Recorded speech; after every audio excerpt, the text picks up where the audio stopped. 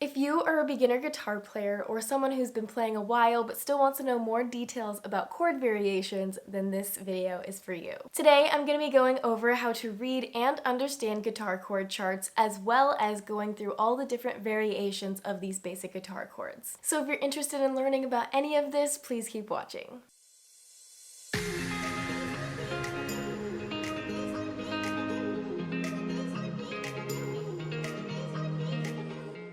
Hello guys, welcome back to my channel. It's Nina. And as you can see from the title of this video, we're going to be going over everything guitar chords today. I've been doing this little beginner guitar series for a while now because I've wanted to give you guys all the tips and tricks I have if you're just starting out to make your journey with guitar a little bit easier. If you want to see any of those videos, I have a playlist linked up here. I've done some on strumming, performance tips, songwriting for beginner guitar players. I did a video on how to play bar chords easier, just a lot of advice for people that are just kind of starting out on their guitar journey. But today is all about chord charts and also all the different variations of our basic guitar chords that we love so much. The idea for this video actually came from my comment section from you guys wanting to know how to read chord charts and also just very specific things about different chord variations. And for the past 6 months, I've actually been creating digital downloads of these master chord sheets for you guys that have all beginner guitar chords on them. And today is actually the day that I'm going to be launching them. So I'm so excited about it. You guys are gonna love them. I actually have 2 versions of these chord sheets. One has 14 chords and it looks like this.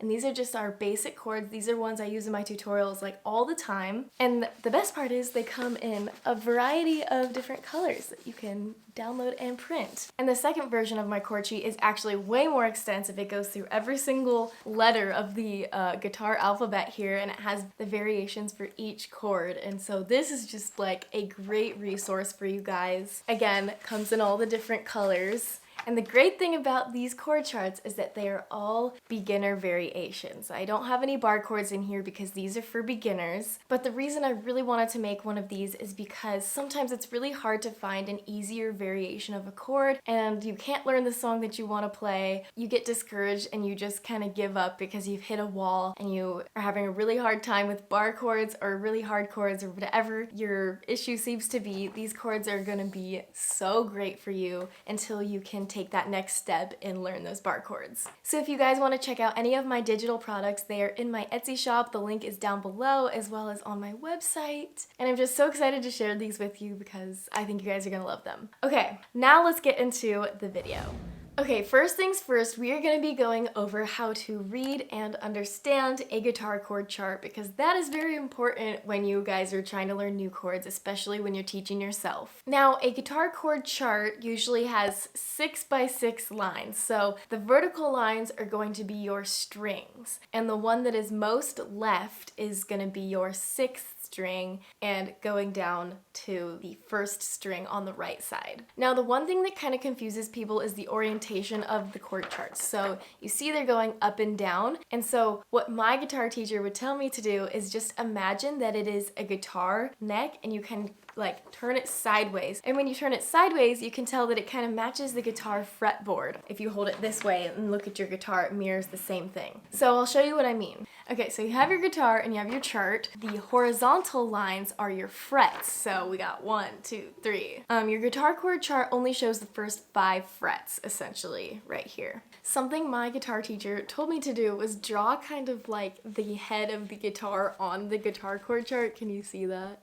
You see how I just drew it? And it helps you realize that's going to be the orientation of it, so you know that, okay, so this line is going to be the 6th string and this is going to be the high E string, the 1st string right here. So going over the basic elements of a guitar chord chart, first you have the letter of the chord, obviously the name of the chord. We have the dots or the symbols on the frets that represent your fingers and where they should go. This is essential for fret placement. So wherever the dot is, that is the fret you're going to put your finger on. And lastly, we have the numbers that are either on the top or the bottom of the chord chart, and these represent the fingers that you use to play the chord. And if you see a 0, that means open. You're not going to put any fingers on that string. And if you see an X, that means mute. That means do not play that string. So let's take, for example, a C chord. The first thing you notice is that there's an X on the 6th string, so we're not going to play the 6th string. It's going to be muted. You're going to strum from the 5th string down. So for the 5th string, it has the number 3, which means 3rd finger, and the dot is on the 3rd fret. So your 3rd finger, 3rd fret on that 5th string. And then on the next string, on the 4th string, it says 2, which means you're using your 2nd finger and the dot is on the 2nd fret. So that is what that one's gonna be. And then the 3rd string is 0, so it means open. You are not gonna put any finger on that string and it's just gonna be played open. And then on our 2nd string, we have 1, which means 1st finger and the dot is on the 1st fret. And then lastly, we have the high E string. The 1st string is going to be open again with the 0. And then you're going to play from the 5th string down because the 6th string is muted. And there you go. Okay, let's do another example and try to come up with the chord yourself. So we're gonna do D. And the first thing you notice is that there's 2 X's on the 6th and 5th string, so those are muted. Our bass string is gonna be the open 4th string for D. So that means you're gonna strum from the 4th string down. And so we've got X, X, open, and then we have 1, which means your first finger is going to be the one that's used, and then it's on the 2nd fret. The dot is on the 2nd fret. So 1st finger, 2nd fret, 3rd string. And then we jump down to the 2nd string and it has a 3, which means 3rd finger and the dot is on the 3rd fret. And lastly, we have our 1st string and it says 2. So we're using our 2nd finger to go on that 2nd fret where the dot is. And then you're gonna play 4th string down. That's your D chord. So I'm hoping this is making more sense to you if you didn't really know before. Another thing to note about chord charts is that sometimes there is one finger that's going to be used to play multiple strings, and this is called barring. That is our bar chords, that is our special chords there. Usually it's marked by like an arc. And if you see an arc, that means your first finger is going to be playing multiple strings. If you don't see the arc, sometimes it doesn't have that symbol. Sometimes it just says multiple of the same number on your chord chart. So for example, let's take F. I don't like to use the F bar chord, but I do like to use the F like cheater kind of chord, and you still have a little bit of a bar in it. Basically, you have to bar your first finger on the first 2 strings right here, and that is your chord chart for this one. But some chord charts don't have the arc for this one. They just have the same number, so it's gonna be 1, 1. So that could be kind of confusing if you see, let's say you were playing an A chord. Sometimes people like to bar an A chord and play it like this with just 1 finger instead of 3 fingers. If you do that, it will say 1, 1, 1, which means all of those strings will be playing by the first finger. That's just something to note if you're kind of confused. You see a chord chart that has multiple strings that say 1, like your first finger on it, that means you were using that finger to play multiple strings. So that's just a side note there. Okay, now we are going to move into the actual chords, what you guys have all been waiting for here. The reason you clicked on this video. We're going to be going alphabetically through all the chords, and I'm going to be showing you all the different variations you can use, and also which ones can be substituted if you like playing one version better than the other variation. So we have our normal A, and then we have A minor. Now, the great thing about these basic chords is that their variations or other versions of the chord have similar shape, just 1 or 2 fingers have to be moved. So we love that. A minor, basically you're just gonna move your 2nd and 3rd finger up onto the 4th and 3rd string, and then your first finger is going to be on the 2nd string 1st fret here. And then you're gonna play 5th string down. And that is your A minor chord. Now, most of you probably know A and A minor. I'm going to show you 3 other chords that can sometimes be interchanged with A and A minor. So first we have A7. Now this is just your normal A, except you're going to take off your middle finger here, and it's just going to be your 1st and 3rd fingers on that 2nd fret. Play 5th string down. Now this is kind of like a jazzy chord. Now like A has a 7, A minor can be a minor 7. So you're gonna play your normal A minor, and again, you're just gonna take off your 3rd finger this time and play 5th string down. and it's a little bit more of an open minor chord, if that makes sense. And I really like to use this one with a certain chord progression. It sounds really good with C, G sus4, F sus2. Instead of playing A minor 7 just gives it that extra, I don't know, something. That's the thing about these chords. If you have 4 basic chords from this song that you looked up and you want to play, you're like, oh, and it needs a little more, go ahead and try different variations of each of those chords and figure out which one works best within the chord progression, which is what I like to do. And the last A chord I'm going to show you is A sus4. So you're going to go back to normal A, and then your third finger is just going to slide up 1 fret right here. And that is going to be your A sus4. And that is a suspended chord, which I don't really know what suspended means, honestly, but it just kind of gives it a more ringing sound. I think that means it suspends the sound a little bit more. It's like lasts longer, if that makes sense. Okay, moving on to the next chord. Our next chord is B, and technically B is a bar chord, so if you wanted to play the bar chord B, it looks like this. But I know a lot of you are beginners, and you look at bar chords and you're like, I cannot do that, And that's how I was for like the first literally like 7 years I played guitar. I would not play bar chords. Y'all are in luck because I have a ton of ways that you can play B without playing a bar chord. And I know some people comment on my videos and it's like, no, people need to learn bar chords. They have to learn the right way. They're forming bad habits, blah, blah, blah, blah, blah. My personal opinion is that if people can't play a chord, they're just gonna stop playing. And the goal is to get people to continue to play and keep them motivated. So if learning an easier way of playing a bar chord is going to keep them playing guitar, I would rather that than to stop playing altogether. I would always give up on songs that had bar chords and not learn them because I just couldn't play the hard version of it yet. And so if I had known all these easier variations, I could have played the songs that I wanted to play. So yeah, let me just get off my soapbox. Okay, so the first way I'm going to teach you guys how to play this B without doing a bar chord is you're going to take your 2nd, 3rd, and 4th fingers on that 4th fret, and you're going to do the 4th, 3rd, and 2nd string, and then your first finger is going to reach all the way back here to the 2nd fret on the 1st string, so you're skipping this 3rd fret right here. There's no fingers there. You're just going to play from the 4th string down here. And that is a B chord. It's essentially just a play because you're not barring, you're not playing the top bass string, so your finger doesn't have to stretch all the way. It just has to be on this 1st string here. So if you're struggling and you want to know how to do B chord, that is like the best way to do it. Second chord we're going to go over is B minor, which is another bar chord. So it looks like this. And if you don't want to play that bar chord, there's another cheater way, and it's going to be very similar to the other B chord. So what you're going to do is you're going to make this shape. It's going to be your first finger on that 2nd fret, and then your 2nd finger is going to be on the 3rd fret, 2nd string, and then your 3rd and 4th fingers. Your 3rd finger is going to be on 4th string, 4th fret, and your 4th finger is going to be right under it on that 3rd string. And then you're going to play a 4th string down. Now, I still play this way of playing B minor because I just hate bar chords, guys. I just can't. The next chord we have is B7, and this again is like a jazzy chord. Anything with a 7 has a jazzy vibe to it, I will say. And you're gonna play 5th string down. And now, so you have B7. If you want to play B minor 7, you're just gonna take your first finger off here. And the cool thing is that this B minor 7 is easier than a B minor.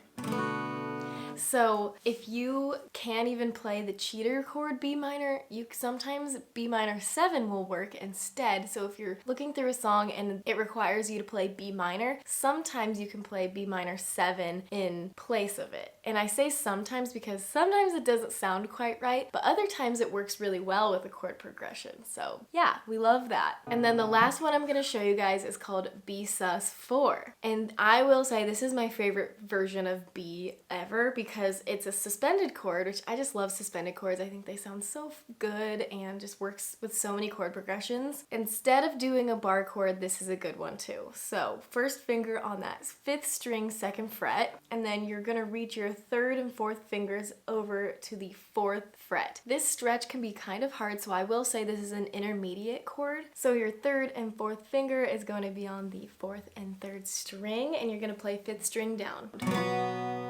Okay, moving on to C, and you guys probably already know normal C. This one we use for our example. 5th string down. The next chord we're going over is C7, which means you just add your pinky onto the 3rd string. So you play 5th string down. And again, super jazzy chord. And then my favorite version of C ever is C add 9, and I just love this chord. It works so well in the G, C, E minor, D chord progression. It's basically the same shape as a G, you just move your 2 fingers down 1 string each. For C, all C chords you're gonna play from the 5th string down. And also I like to have my 3rd finger and pinky in these chords. I just think it gives it a really nice finish. Sometimes chord charts only have 3rd finger on the 1st string, but I really like to have both the 3rd finger and the pinky on those bottom 2 strings. And it just sounds so good. This chord is in a ton of Taylor Swift songs. Yeah, C add 9, and then we're gonna move on to C sharp minor. So you're gonna do the same chord shape as the B minor, so this is B minor, and you're just gonna move it up 2 frets. So, and that's gonna be C sharp minor. I'm teaching C sharp minor instead of C minor because C sharp minor is used in more chord progressions than C minor. And then I'm going to teach you guys another chord that is C sharp minor sus4. It's a mouthful, but I promise you it's not as hard as it sounds. It's going to be the same shape as that B sus4. And again, you're just going to move it up 2 frets. We have our B sus4 here. You're just going to move it up to the 4th fret and then strum from the 5th string down.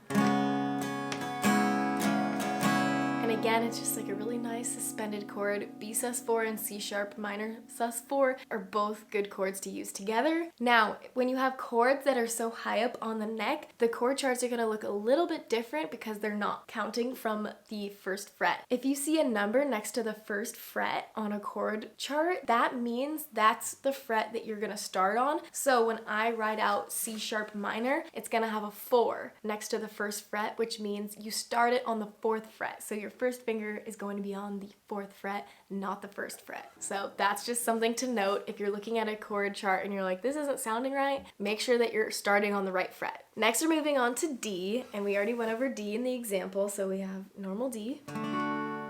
And then we have D minor. I like to use my 3rd finger on this 3rd fret, 2nd string, but sometimes people like to use their pinky so they don't have to stretch as much. But then again, most people don't like using their pinky, so you can use your 3rd finger, but either of those ways work. As long as you have a finger on the dot that you're supposed to be playing. And then we have D7, which is going to be basically the opposite of D. Instead of looking like this, you're gonna switch over and you're gonna move it down 1 fret. 1st finger is on the 1st fret, 2nd string. Our 2nd finger is gonna be on the 2nd fret, 3rd string, and our 3rd finger is gonna be on the 2nd fret, 1st string. And then we got D minor 7, which is basically you're gonna bar the first 2 strings with your 1st finger, then your 2nd finger is gonna be on that 3rd string. So it sounds like this. The last D chord I'm gonna show you is my favorite. It's D sus4, which is a classic. It's basically just D, but you add your pinky underneath the 3rd finger on that 3rd fret 1st string. It's gonna sound like this.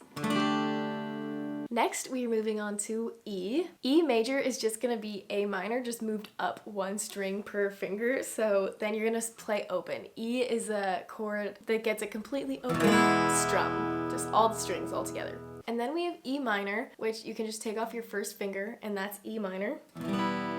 So you can either play this with your 2nd and 3rd finger, which I like to do, or you can play it with your 1st and 2nd finger, as long as you have the dots covered. Honestly, at the end of the day, it doesn't really matter which finger, you just have to pay attention to the dots on the chord chart and make sure that any finger is on the dot. So whatever shape is easier for you, I like this one, but you can also do it like this, and they sound the same. Our next chord is E7, which is just E major, just take off your 3rd finger. Strum all the strings, super classic jazz chord. And then we have E minor 7, which goes along with C add 9 and D sus4. E minor 7, this is the way I like to play it. So this way can be a little tough, but if you get it down, it's so great with that chord progression. You're gonna play, 6th string down. Now you don't need to have both your fingers there on the first 2 strings. You can just have your 3rd finger but I like to have the pinky there. So yeah, that's E minor 7. The last E chord we're going over is E sus4, and it's basically you're gonna, again, be on E major, and you're just going to take off your first finger and add your pinky below your third finger here. And this is fun because you can add it in with the E major chord, so